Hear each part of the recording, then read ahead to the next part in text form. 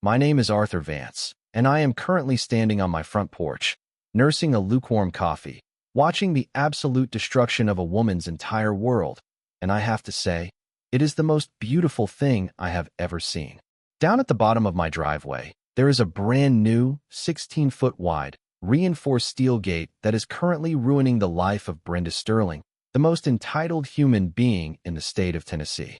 She is sitting in her silver Mercedes G-Wagon, slamming her hand against the steering wheel, trapped behind $200,000 worth of petty revenge, and the look of sheer, unadulterated panic on her face is worth every single penny I spent.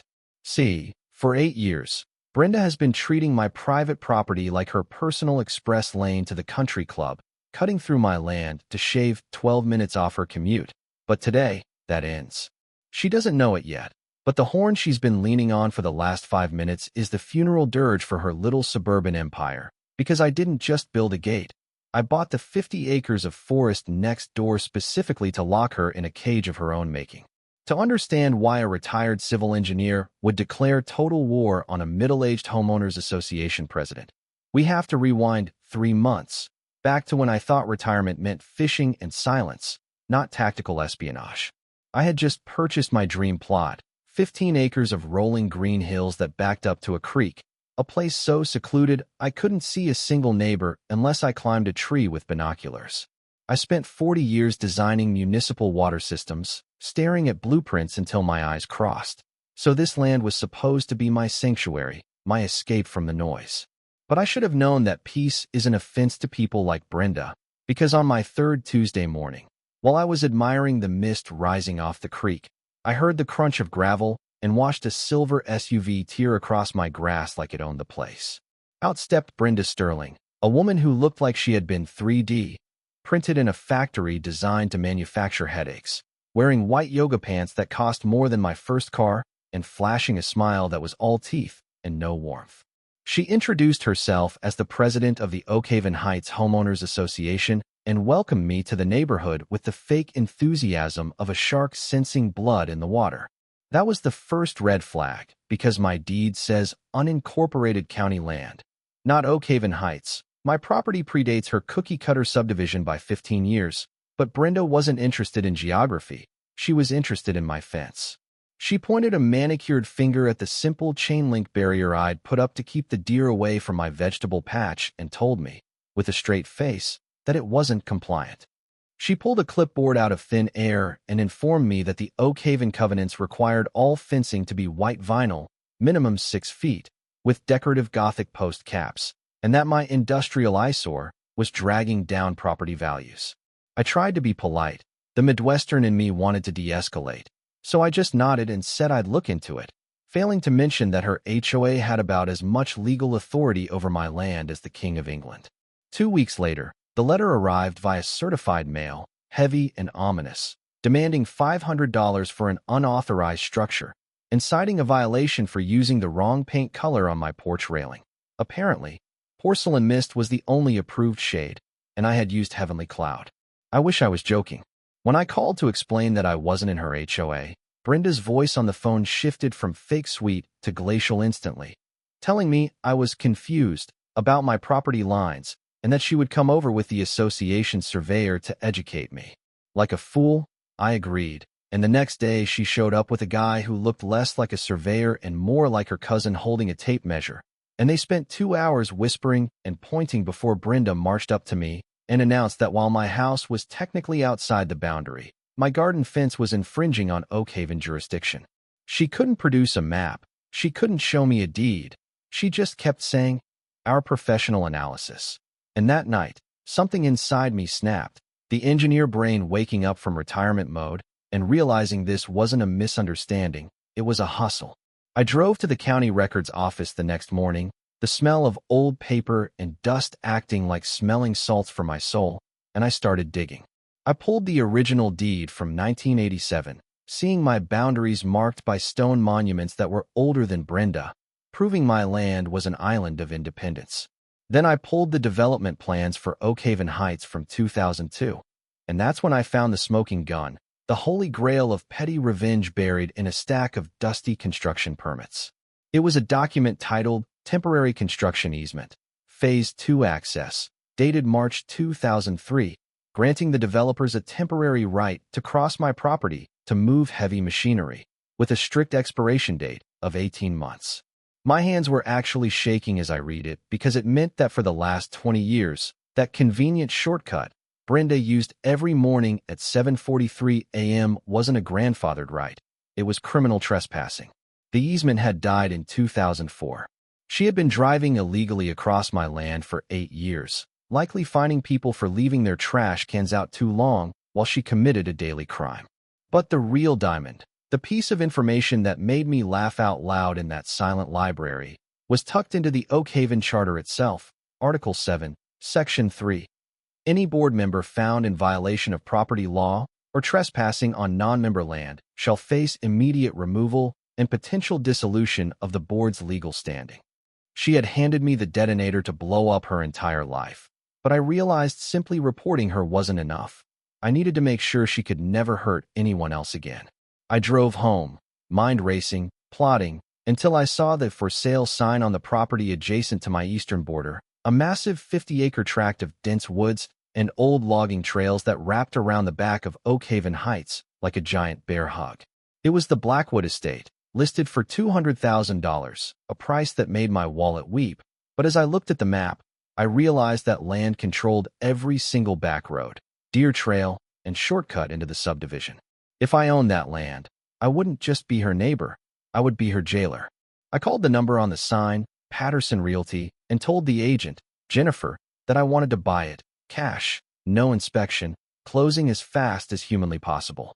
Jennifer thought I was having a midlife crisis, and maybe I was, but standing on that ridge looking down at Brenda's house, I felt like a general surveying the battlefield. I spent the next week hemorrhaging money, hiring Titan fencing to install industrial-grade barriers and Sentinel security to rig the perimeter with cameras that could spot a fly on a windshield from a mile away. I was building a fortress, a physical manifestation of no, and I timed the completion perfectly for Friday afternoon. As I signed the closing papers, essentially setting fire to my retirement savings for the sake of justice, my phone buzzed with a text from an unknown number. Mr. Vance, this is Brenda Sterling. Your noncompliance has escalated. Meet me at the property line tomorrow at 8 a.m. This ends now. I showed the text to my closing attorney, smiling like a maniac, because she was right. It was ending, just not the way she thought. Saturday morning arrived with a gray, heavy sky that felt appropriate for an execution, and I was waiting at the boundary line with a thermos of black coffee and a folder thick enough to choke a horse. At 7:55 a.m. sharp, the silver Mercedes rolled up, and Brenda stepped out looking like she was dressed for a court appearance on a reality TV show. Sharp blazer, designer sunglasses, and heels that immediately sank 2 inches into the soft mud of my pasture. Behind her trailed a nervous-looking man holding a surveyor's pole like a weapon. He was clearly a pawn in a game he didn't understand, and I almost felt bad for him. Brenda didn't say hello. She just marched 6 feet onto my land and announced that we were going to settle this encroachment issue, once and for all, lecturing me about community cohesion while standing on land she had zero right to be on. I took a long, slow sip of my coffee, let the silence stretch until it was uncomfortable, and then calmly informed her that she was currently committing criminal trespass. She froze, her mouth hanging open for a split second before the mask of suburban politeness shattered, revealing the rage underneath.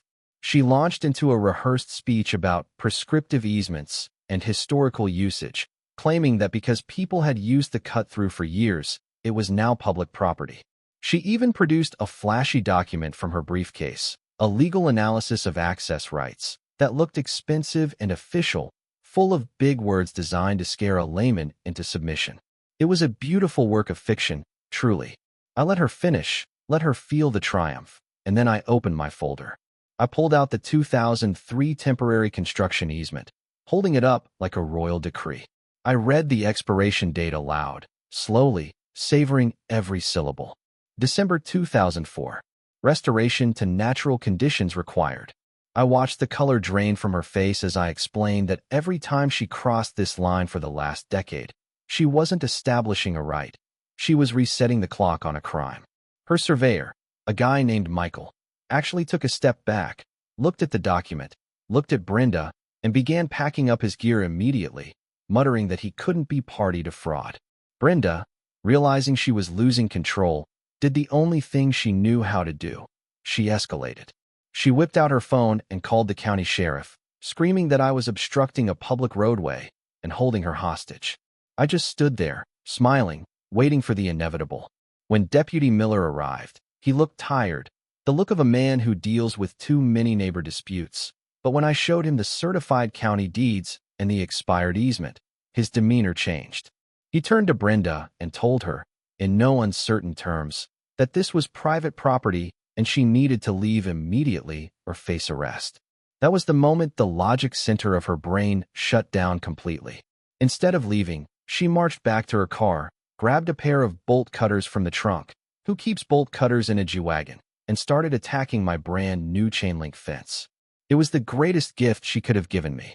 I didn't stop her. I just held up my phone and recorded every second of it.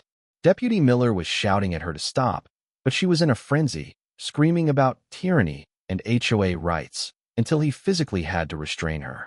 She wasn't arrested right then, just cited for criminal mischief and ordered to leave, but as she drove away, she yelled that her lawyers would bury me, that she would seize my land through eminent domain if she had to. She had no idea that I had already called Jessica Thorne, the fiercest property litigation attorney in the state, and Elena Rossi, an investigative journalist who had been looking for a reason to expose the rot inside Oakhaven Heights. By Monday morning, the siege was in full effect. I had construction crews extending the fence line across the entire Blackwood estate, effectively sealing off the subdivision from the entire eastern side of the county. Brenda tried to rally the neighbors, posting frantic messages on the community Facebook page claiming I was a rogue developer trying to destroy their way of life. But then the news van showed up. Elena Rossi wasn't interested in a fence dispute. She was interested in the financial records Jessica had subpoenaed. The story that aired on Tuesday night was a bombshell. HOA president accused of trespassing and vandalism, featuring HD video of Brenda attacking my fence. That broadcast broke the dam. My phone started ringing with calls from Oakhaven residents who saw the report. It turned out I wasn't the only victim. People told me about fines for unauthorized gardening, about special assessments for repairs that never happened, and about how Brenda's friends seemed to be exempt from all the rules. It wasn't just a power trip, it was a racket. By Wednesday, the Tennessee State HOA Oversight Commission announced a formal investigation. Brenda tried to hold an emergency board meeting to ban residents from talking to the press, but it was too late. The gates were closed, literally and metaphorically. The trap I had built out of steel and legal paper had snapped shut, and she was the one caught inside. The end of Brenda Sterling's reign didn't come with a bang, but with the terrifying silence of a government audit. On a Thursday morning, exactly 1 week after the bolt cutter incident, Receiver Evelyn Moore from the State Commission arrived at the Oakhaven Community Center. She had the power to suspend the board's authority instantly, and she used it. The financial forensic team went through the books like termites through rotten wood, and what they found was staggering. It wasn't just petty theft, it was systematic looting. The beautification fund had been funneled into a shell company that paid for Brenda's landscaping. The security assessments were paying for a monitoring system installed only at her house. The climax came on Saturday afternoon at a mandatory community meeting. The room was packed, the air thick with tension and the smell of stale coffee. Brenda sat in the front row, still trying to look defiant, still convinced she could talk her way out of this. But when Receiver Moore took the podium, she didn't mince words. She read a list of charges that sounded like a mob indictment: embezzlement, fraud, racketeering, and tax evasion. The crowd gasped when she revealed that Brenda had been manipulating property assessments to lower her own taxes while raising them for her enemies. Then, Moore looked directly at me and announced that the HOA had zero legal claim to any easement, that all fines issued under Brenda's tenure were void, and that the association was facing immediate dissolution and restructuring. Brenda stood up to protest, screeching something about ungrateful peasants, but the police officers waiting at the back of the room, Deputy Miller among them, stepped forward. They didn't just escort her out, they cuffed her. The charge was felony fraud and destruction of property. As she was led away, passing the neighbors she had terrorized for a decade, there was no cheering, just a heavy, collective exhale, the sound of a community realizing they were finally free. I locked eyes with her one last time, raising my coffee cup in a silent toast. She had wanted a war. She got a revolution. Fast forward 6 months. I'm standing on that same hilltop on the Blackwood estate, but the vibe is different now. Brenda is currently serving 18 months in a federal facility for wire fraud, and her house is up for foreclosure. The new Oakhaven board, made up of actual decent human beings, approached me with a truce. They didn't demand access. They asked for help. We worked out a deal where the county built a proper turning lane on the main road, funded by the recovered stolen money, solving the traffic issue legally. But the best part? The Blackwood estate isn't just a buffer zone anymore. I worked with the new board to turn the back 40 acres into a community nature preserve. We established the Vance Community Grant, a scholarship fund for local kids going into law or engineering, funded by the lease payments for a small, legal emergency access road. The fence is still there, monitoring the perimeter, but now the cameras watch deer and hikers instead of trespassers. The irony is delicious. Brenda's attempt to steal my land ended up creating a permanent public park that she will never be allowed to set foot in. So, here is the question that keeps me up at night, staring at the stars over my quiet, liberated property. I spent $200,000 in months of my life to destroy one woman. Was it petty? Absolutely. Was it overkill? Probably.